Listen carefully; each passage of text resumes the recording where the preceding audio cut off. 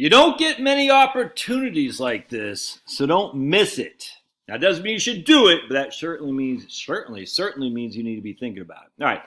So the market is roughly down 20%. We're in a bear market. VTI is hit there for just a fraction, or S&P 500 hit there for just a fraction. I bet VTI is actually down the whole. Let's take a look. I bet VTI is down a bear market. Let's take a look here. Let's ask Grok. Shall we ask old Grok here?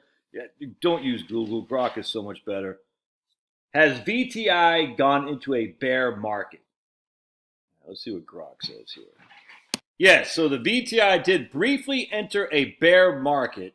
All right, so there we go. So VTI has hit a bear market, and that was on April, let's see. That was on April 8th. VTI hit a 20.75% decline. Now it's up a little bit. It's at closed at 240 that day. VTI right now is at VTI. Hang tight, my friends. Don't get so emotional. 257. So it's up 2% today. Ooh, my bread. I got to put my bread in the oven. Be right back. Whoever wants to put imports on bread, more power to them. Not going to affect me because I make my own. What if he puts imports on flour? Make your own flour. Crazy. But, it's Trump. I don't like him. All right, so I want to show you something here. This is VTI using valueinvesting.io. I did find a mistake they had in valueinvesting.io. They had Wellesley Fund way down, way worse than it actually is a couple times. I don't know if that was an error or what, but I was surprised with that. So I want to double check that. It's like, whoa, Wellesley was never down what they said. So I was kind of surprised by that. So that was bothersome. But everything else I've seen looks legitimate to me. So remember, right here, we're going to do VTI in September 2018. December 2018, Vanguard Total Stock Index Fund. And we're going to put, 10,000 schmackaroonies in there? Yeah, 10,000 schmackaroonies. And you're going to see we're riding high. Hey, ooh! Hey, ooh! So we're down to 85.89. So VTI was down 19.8. S&P 500 is down 19.8%. This is just end of month. So it's not going to be day to day. But you can see we're down 15%. From in the last quarter of 2018. It was actually 19.8 from top to bottom. Just keep that in mind. Anyway, so let's say we had $8,500. We said we're going to do a Roth conversion, and we're just going to say you're subject to a 22% tax. All right. So 22% tax, $8,500 minus 22%. We're just going to use that for example. So we're going to say you got $6,600 left because we're just going to, for simplicity, pay the tax from your Roth. All right, from your conversion. So we're going to convert, we're going to have $10,000. We fell down to 85.89. We're going to have 6,300 to invest right here, 6,300. Boink, boink, boink, boink. And then we're going to go from January 2019 into today, right? Till it'll be, I think, March. Oh, wait, no, 2025. Yeah, right there. And let's see. So remember, we're going to set the thing. We had $10,000 September 2018. It fell all the way down to 15% or so. We paid 22% tax on that remaining balance. So we had $6,630 left. Let's see what happened, how much that has grown to. We're going to hit back test portfolios. Let's see what we got. Oops, 1 second. So yeah, now we're at $15,000. All right. So the course of what's that? 19, 20, 21, 22, 23, 24, and into the we're six years and a quarter in. We've almost 2.5 times our money, and it's all tax free. All right, so you can make the argument, yeah, but Josh, if you would have not done the conversion, you would have kept that 22% in the market, and you'd have 100%. I agree with that. I mean, if everything is equal, it doesn't make sense to do Roth conversions. I absolutely get that, 100%. Absolutely get that. If everything is equal, but not everything is equal, this is what drives me crazy. Everything's not equal because those taxes you have to pay on IRA distributions leads to tax you have to pay on Social Security, which might not otherwise had to. Means the tax you might have to or increase on Medicare premiums, which you might not have had to.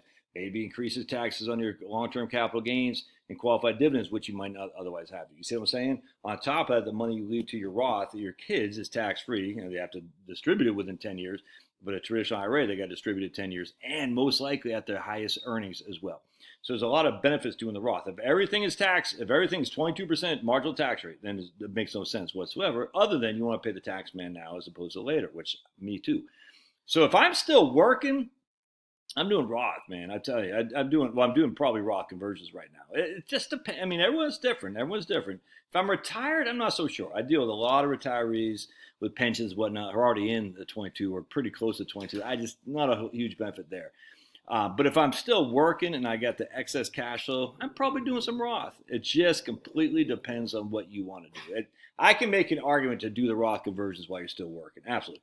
It's harder to make an argument to do the Roth conversions if you're already pretty much close to a 22% tax bracket, or you're floating right about the 22% tax bracket, and the Roth will put you over it. And then when you retire, you're in the 12%. That doesn't make sense. But at the end of the day, I mean, everything is situated, but you got to look at it, man. And you don't get too many bear markets. You just don't. Let's take a look at how many bear markets we've had for the last 100 years. That's our buddy Grok here, and it says the S&P 500 has about 26 bear markets over the last 100 years. Interestingly enough, though, one second. The period from 1929 to 1942 had 12 of them. Wow. So you take out 12, we've had 14 bear markets since 1942. 14. And that's, I mean, man, that's what, 80 years? So 14 divided by 80. I mean, I divide by 80. 17.5% of the time. That means 82% of the time we're in a not bear market. And 17.5% of the time. I don't know if that's the right way to do it, actually, because bear market divided by number of years. I'm not so sure I like that. But be that as it may, 14 bear markets in 82 years. Again, it just doesn't happen very much. 17% of the time we've had a bear market. That's not 17% of the time we've been in a bear market. We've had a bear market. I mean, that seems. I mean, I don't know what the percentage of time we've been in a bear market is. I imagine it's significantly lower than 17%. That's crazy. Anyway, I'm not telling you what to do. I'm just saying I'd be thinking about it with the markets down, and I know today's a big day up, but we're still pretty significant. I wonder if is the Nasdaq in a bear market right now. So I asked Grok. Dude, Grok just crushes Google. Google, man, I don't know your stock. I just asked, is the Nasdaq in a bear market? I don't have to. It's just yes, the Nasdaq is in a bear market. Man, so the Nasdaq's in, it doesn't say how much is down. Let's see here. I'm not sure, but the Nasdaq is in a bear market right now. All right, so we know that for a fact. Let's do the Russell 2000 to see if that's in a bear market.